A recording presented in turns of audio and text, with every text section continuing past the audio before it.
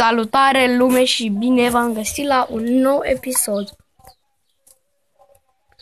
Vom face aer. Adică tu e și domnul Marian Gaming Roll lângă mine. Nu vrea cred că mă cunoaște, că știi că nu sunt popular. Da, și ce contează? Nici eu nu sunt. Așa. Să intrăm pe lumea cea, cred că e o parte, vreau să vă arăt. Ca splash de regeneration, nu? Da.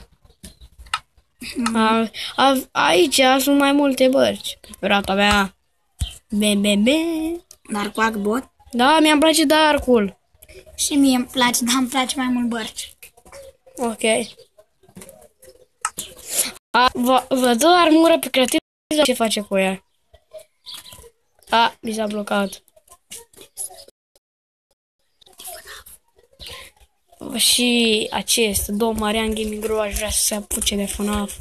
E ok? O să meargă? Nu știu.